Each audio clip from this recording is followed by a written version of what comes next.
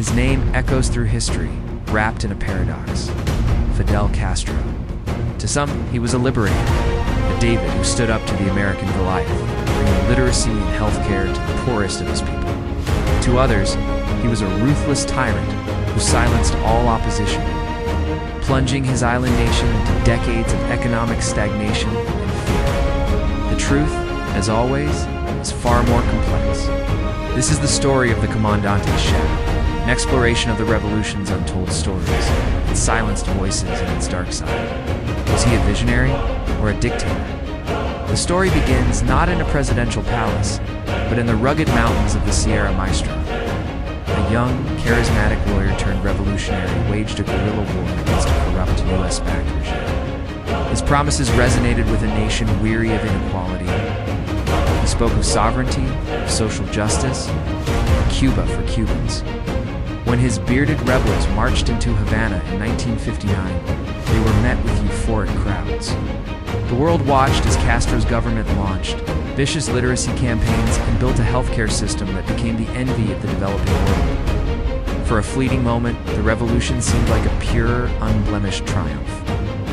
But the dawn of revolution quickly gave way to the cold realities of power. As Castro consolidated his rule, he declared his allegiance to the Soviet Union, turning Cuba into a flashpoint in the Cold. The Bay of Pigs invasion and the Cuban Missile Crisis brought the world to the brink of nuclear war. At home, the promise of freedom withered. Opposition newspapers were shuttered, political rivals were jailed, and a pervasive system of neighborhood surveillance ensured that any whisper of dissent was reported. An iron curtain descended around the island paradise, trapping those who dreamed of a different life. Thousands risked their lives on makeshift rafts, choosing the dangers of the ocean and the certainty of repression. For nearly half a century, Castro ruled with an iron fist, his image and his ideology woven into the very fabric of Cuban life. His supporters will point to the doctors. Cuba sends 2 disaster zones around the world as the ultimate proof of his humanitarian vision.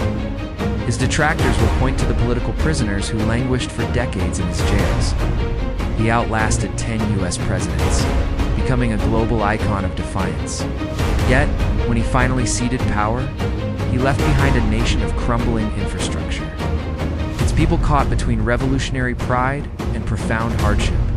So, we are left with the question, eternally suspended in the Caribbean air.